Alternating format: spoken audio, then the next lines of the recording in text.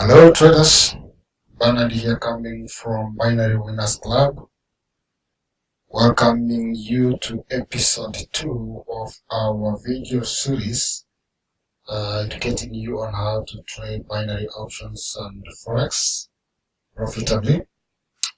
Episode 2 follows episode 1, which I released a few days ago.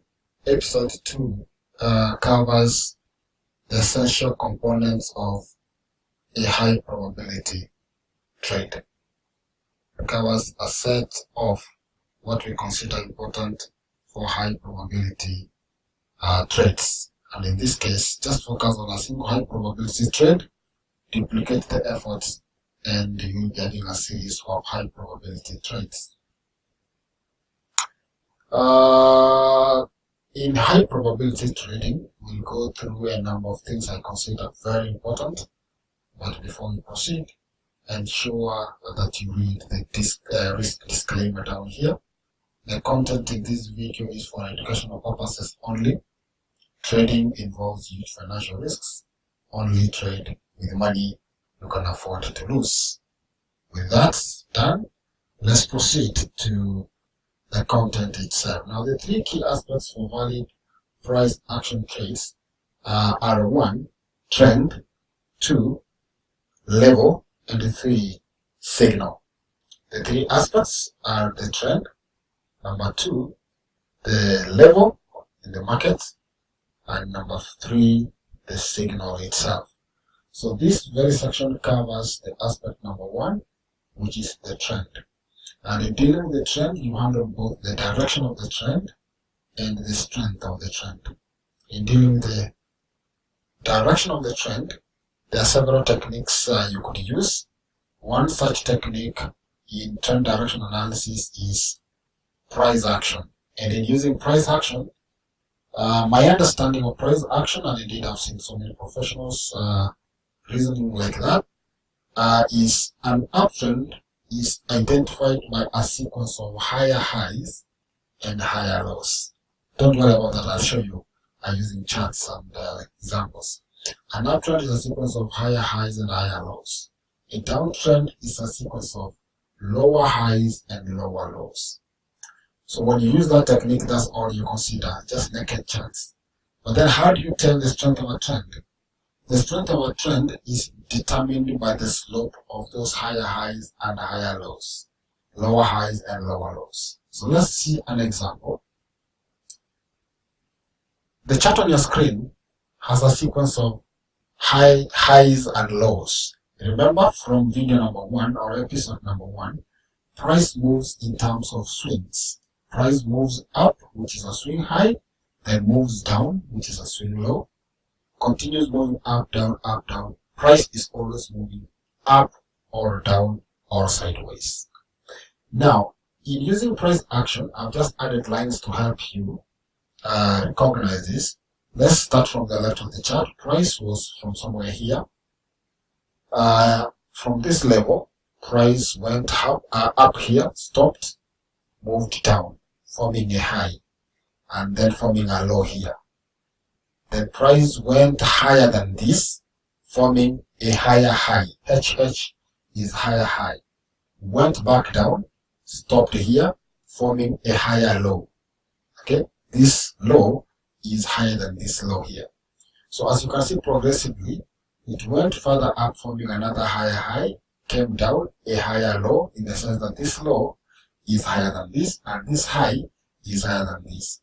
And you see price still went up higher, forming another higher high, and another higher low. So the whole of this sequence of higher highs, you see how many highs? 3 of them. How many lows? How many higher lows? 3 of them. So this sequence gives you an uptrend. And we're using price action just to identify that. Conversely, when you're dealing with a downtrend, you're dealing with lower highs and lower lows. Starting from the left, price formed a high here, the highest high and the highest low.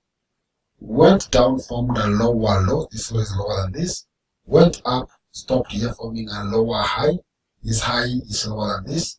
And it repeated the same here, forming a lower low, a lower high, a lower low down here, and a lower high. So all of this is a downtrend.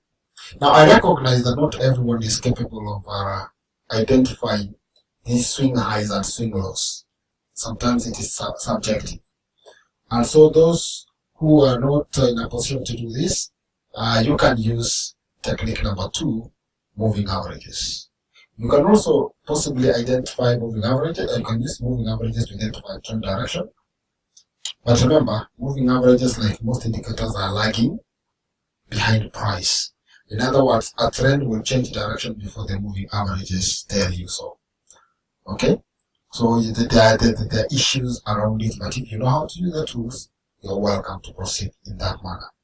So moving averages generally summarize price action over a long period of time.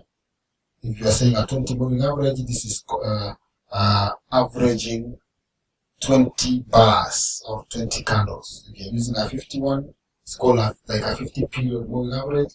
It means we are also dealing with 50 price bars, 100 price bars. If you're using 100 moving average. I don't want to go into the computations of these calculations, but that's generally what we check. So under technique number 2, an uptrend is identified when price is above a moving average. We are using one moving average, for example, 20 SMA. By the way, 20 SMA is the midline in the Bollinger Band. 20 SMA is the midline of the Bollinger Band. So in case price is above a given moving average like 20 MA, that means the candles are above the moving average line, then you will assume that's an uptrend. And when candles or price is below a given moving average, remember we are dealing with one moving average in this case, then you say you are in a downtrend. I'll show you examples. Now, the logic is this. Sometimes I like you combining several moving averages to create a fair view of a trend's direction. For example, instead of just using 20 MA, I'd like to combine 20 moving average with 50 moving average. You can combine 50 moving average with 100, you can combine 10 with 20, you can combine 20 with 50, with 100 or 200, 3 of them you can use for moving averages. Just apply some of these moving averages on your chart and see which ones work best for you. But then when you're using a combination of moving averages like this, for example, we are using 20 and 50, then an uptrend is when the shorter moving average, in this case 20, is above the longer moving average, which is 50. That's an uptrend. And the downtrend will be the reverse. The shorter moving average is below the longer period moving average. Then how can I use moving averages to tell the direction of not the direction, but the strength of a trend? To determine the strength of a trend using a moving average or a set of moving averages, I would look at the slope of the moving averages. If the lines are sharply pointing up, that's a strong trend. If the lines are horizontal, that's a raging market, and you should not trade like a trending market. So let's see examples to help us understand this. Okay, under the use of this, as an example, a downtrend. Here we have a 20 period moving average. By the way, this is 20 SMA, the red one, and the blue one is the 50 SMA. So I've just put the two moving averages. The red is the shorter, the blue is the longer. So when the red is below the blue, that means 20 is below 50, that's a downtrend, and I look to do puts in case of binary, or that is low trades or down trades, depending on what your broker calls them, but we normally call them puts. So I like to do puts in a downtrend, and I like to do calls in an uptrend. Now where the line switch, and the red, which is shorter, is above the blue, which is the longer moving average. In a case like that, when the arrangement is like this, is an uptrend, I aim at looking for call options or buying the market or going long in the case of Forex. Okay. Alright then, let's see aspect number 2. We have covered aspect number 1, trend. How do you determine a trend? Because the reason I started with trend is there's always that understanding that trend is your friend, and it's true. It's better for you to enter trades that are in the direction of the trend than to enter a trade against the trend. Of course, the reversals can be profitable if you know how to do that. But for now, let's focus on trading in the direction of the trend only. That's where more money can be made, especially in Forex. And even in binary, it's easier for price to move the direction of the trend than to reverse. So aspect number 2 in my list of the 3 key aspects for valid price action trades, aspect number 2 is market levels. Now that you have identified the trend as uptrend or downtrend, what else do you need to look for before you enter trade? And that's market levels. Talking about market levels, it means different things to technical people. It could be support and resistance, which to me is very key. This is very key. Let me just say that. Very key. Okay? This is very key. To me, this one has to be there. And then you can optionally use trend lines. Trend lines are considered dynamic or diagonal support and resistance areas. You can also use Fibonacci retracement levels, and in this case, my focus is 38.2%. There's also a 50.0% and a 61.8% Fibonacci retracement ratios or numbers. These are the 3 important ones. I know 50 works very well and 61.8, but many times 38.2 also works. The one I don't use is the 23 one. Now, you can also use moving averages, again, as levels. Remember, price sometimes comes back to a moving average, and bounces off, just like it bounces off a support and resistance level. So then, the understanding, when you say support, a support area is an area on your chart where price has a tendency of bouncing up from. In other words, price is coming down, reaches a given level, moves back up. That's support area. Resistance area is the inverse. It's like a ceiling in your room. Price moves up to that high level, then bounces down. So support area is like a floor, and resistance area is like a ceiling. I'll give you an example, so don't worry about what they are really. Okay. All right. Then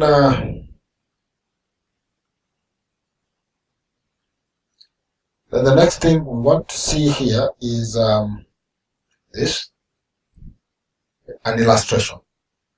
Now, assuming you are coming from this level, you see price goes up, touches that level, which is now a resistance level, like a ceiling. It bounces back down, touches this level, which is support, bounces back up, touches that level, which is resistance, bounces down, touches support, crosses resistance, touches the other resistance, comes back down, touches a support, goes back to resistance, breaks support, comes back, breaks the other support, then goes back and respects that support that was broken. Now remember that when support is broken and price comes back up to it, that level potentially acts as resistance. And when resistance is broken, when price is moving up, like now, this resistance was broken when price went up, this level will potentially act as support in future. So broken support becomes resistance, broken resistance becomes support, not always, but most of the time. Like you see, this is resistance, was broken, price respected it here, price respected it here, the market respected it here. This is support, support was broken, the market respected here as resistance now. Was again broken, it became support, price respected, the market respected it as support several times here.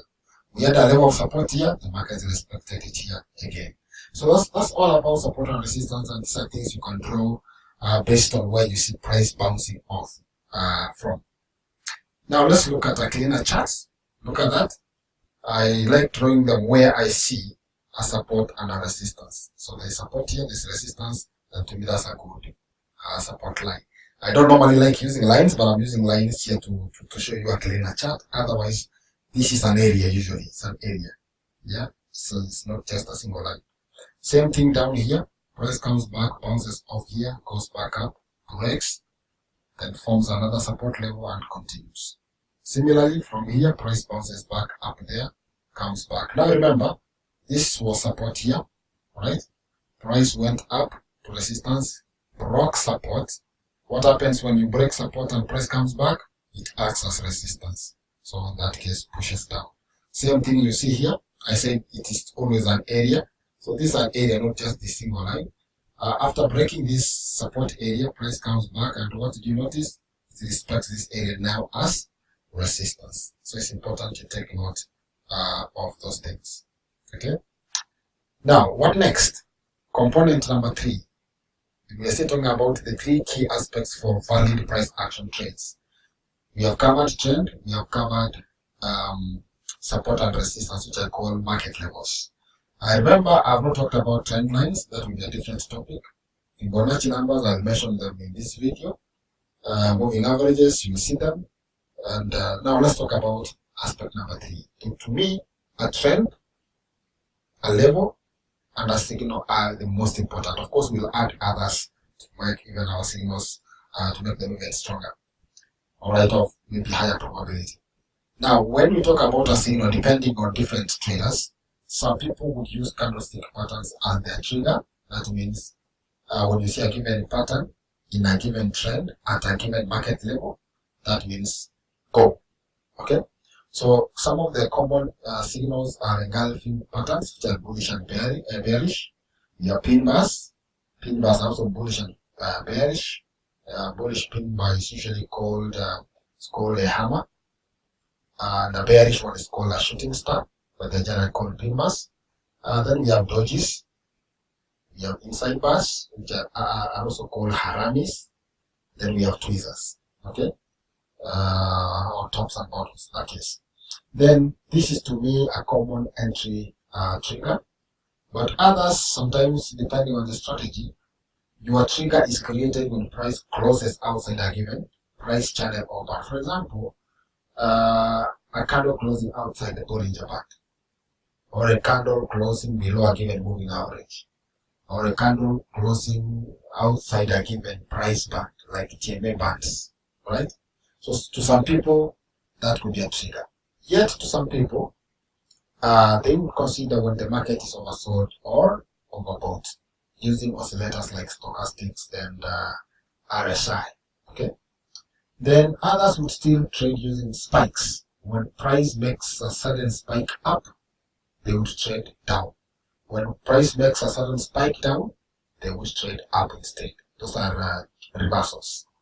Others would trade rejection of price levels. Like you see a long candle touching a given support or resistance and forming a very long wick. Others that would become an entry. Or simply price touching supports alone. People would enter trade assuming the candle would reverse back and leave a wick, thereby allowing them to win that trade. Some people would trade based on news. The moment they know we have positive news, they would buy or they would sell, depending on what the news means to them.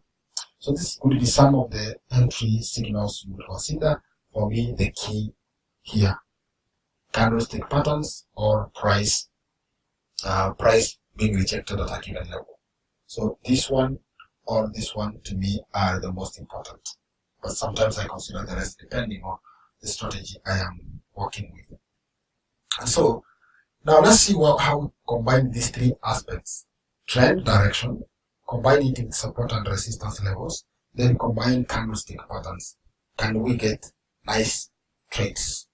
High probability trades. Alright? So for a valid buy, this is my algorithm now. This is an algorithm or a procedure you follow.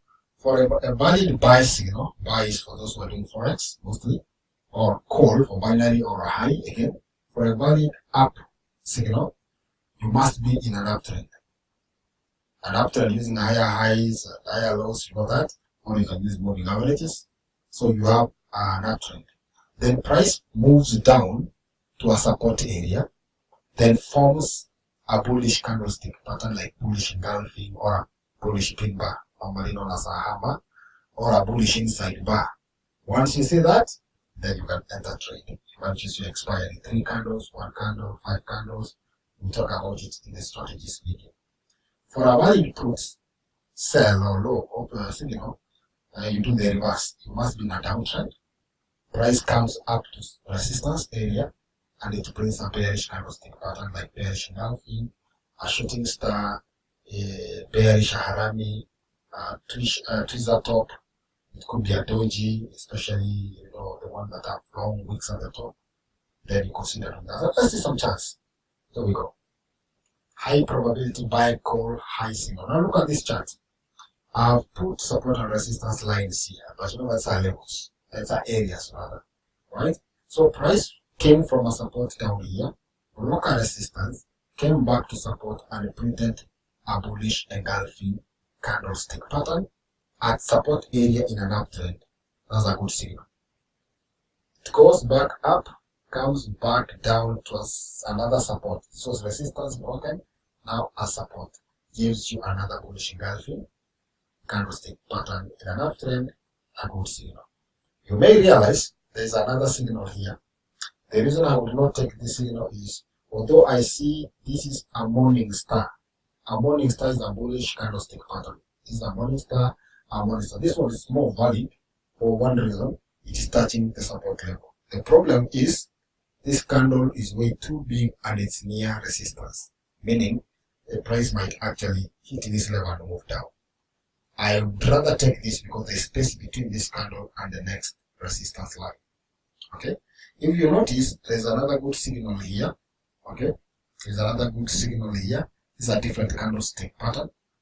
Okay, it's called a piercing line, and it's also used to trade. You can also use it to trade. Pretty much what was here. Piercing line candlestick pattern. So it's a nice signal for up. And this is a nice signal for up. The only problem is the candle closed near resistance, and that's not very nice to me. Okay? So those are high probability trades. Remember, the trend is up, so we are only doing calls. Call here at support, call at support, call at support, call at support, call at support. Don't do puts, because you'll be running against the trend. And I will show you why it is unwise to do a put. For example, you see here, price goes up, and you see a pin bar, you enter, and then you expect the market to come down. This will work, but not always. Sometimes price will just break resistance. Remember, in an uptrend, price tends to break resistance. I want to show you an example why it is not wise to do that. For example, if you look at this candlestick pattern, it is almost a 3-bar reversal pattern, but it's very close to support. This would have lost if you tried it. Same thing at resistance, you have 3-bar reversal here. There are 3 reversal bar. It's called 3 reversal bar. Or 3-bar reversal, doesn't matter. The point is, you understand, we have 3 candles. One went up, then we have this other 2. I'm not being specific about how they behave. Then you see, instead of the market going down, it decided to break resistance. So you decrease your chances when you do. You decrease your chances of winning a trade when you do puts in an uptrend. Some will win, yes, but you will see several losses as well. Okay, so be cautious about it. Be cautious about it. And then let's see examples of trades you could do. Still moving up. Now this time I've removed support and resistance. I'm using moving averages. Okay, so I trade I do my trades when price is inside the moving averages or slightly below the moving averages. So price was up, comes down to a moving average, forming a bullish candlestick pattern, bullish engulfing. Trend is up, bullish engulfing, and there was support here, so I just removed it. But now support is our moving average. Shoot up. Does the same thing here, goes up. Does the same thing here, but this is a morning star. Sorry, not morning star. It's actually a morning star. Let me correct that if I can now. Or this is a screenshot. So a morning star, price went up. Another morning star here, price went up. What is happening here? Bullish engulfing, price went up. Bullish engulfing, which is also a morning star, price went up. Piercing line, price went up. More like a morning star or a 3-bar reversal, price went up. So here you are using moving averages as dynamic supports in this case. For a down move, what you are seeing here is for uptrend. Think of it going down when red is below the blue. And this time, instead of looking for bullish engulfing, we are looking for bearish engulfing. Evening star instead of morning star. you're looking for bearish inside bar, stuff like that when you are going down. Okay, if you are doing a put in a downtrend, assume now you are moving in a staircase downwards, so you'll be looking at a bearish engulfing forming at resistance, like this bearish here forming at resistance if price was coming down, then you do a put. Alright, so I want us to look at these are examples using moving averages, and now this is, we are talking about we are adding confluence to this. Confluence in that price broke support, came back to it as resistance, forming a bearish engulfing candlestick pattern at resistance and inside the moving averages, and price went down. Reversed back to this support level, which was broken, now becoming resistance, and is rejected near the moving average, and price went back down. Now I'm adding another confluence factor here called Fibonacci numbers. Now in this case, based on the moving averages, the price is moving up. There was a support here that was broken, became resistance, has been broken, now is support. There was a resistance here, broken, now acting as support. So price broke resistance, came back to that resistance broken, which is support, forming a bullish engulfing. And what do you notice? This is at 38.2 Fibonacci number. Then price shot up. Later on, it came back to the same level, forming another bullish engulfing. As you see here, the candle is 2 bars, the green is bigger than this. And at what level this time? At 50 Fibonacci number, price went up. You will be wondering now, how do you get these Fibonacci numbers? In an uptrend, you drag your Fibonacci retracement indicator from your MetaTrader 4 platform from the swing low here to where price stopped before coming down, which was here. So you drag from here to here. That's why you can see at the top is 0, at the bottom is 100. Then price retraced back down to this level, and that's why it gave out the signal at 32. For this signal, I dragged from here all the way up, and then price retraced back to this, and that is level 50. This is a high probability setup because number 1, the trend is up. Number 2, you are picking a signal at support. Number 3, you have a bullish engulfing candlestick pattern, which is a signal. Number 4, you have Fibonacci 38. So those are 4 things confirming your signal.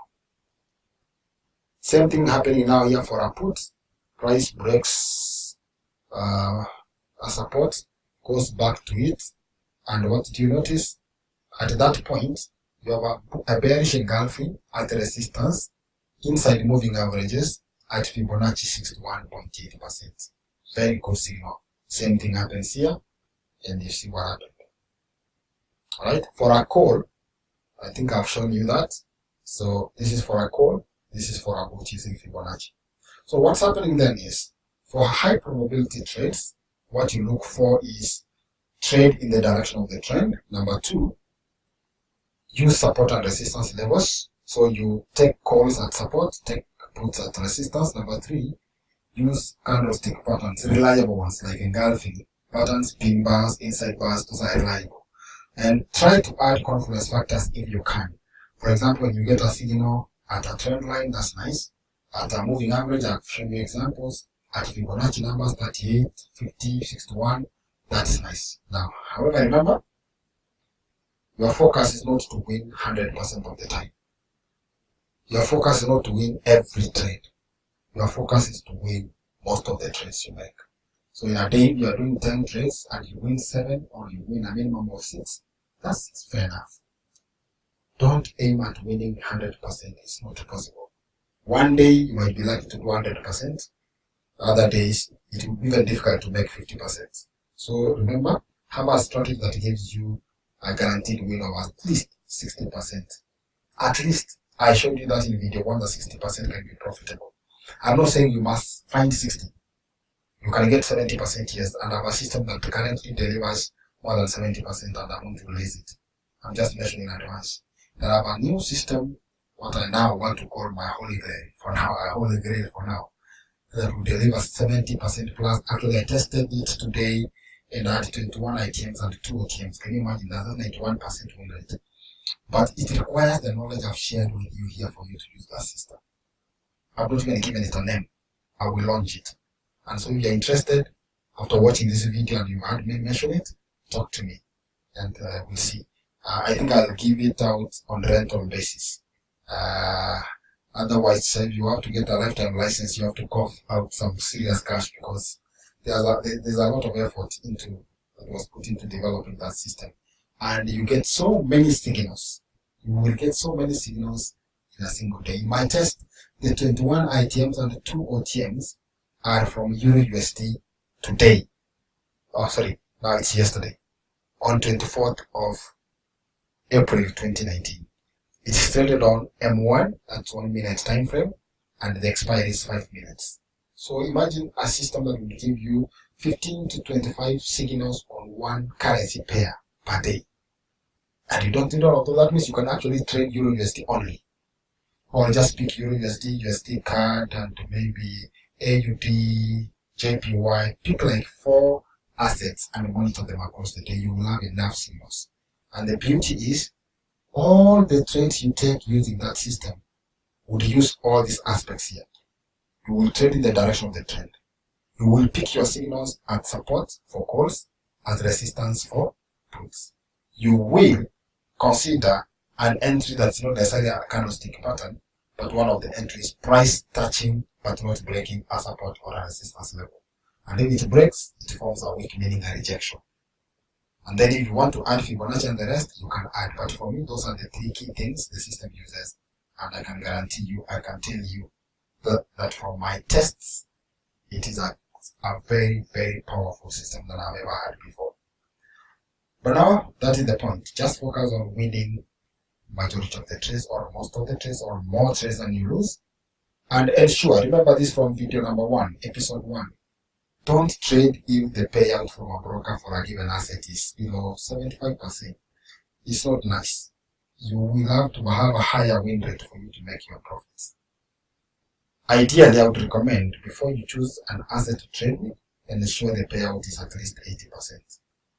Otherwise, remember, whenever you lose 100%. But when you win, if you win 75% as opposed to 80%. So if you are trading with someone who is only trading 80% payout and you're trading 75% payout, this person will make, the person of 80% will make more money than you.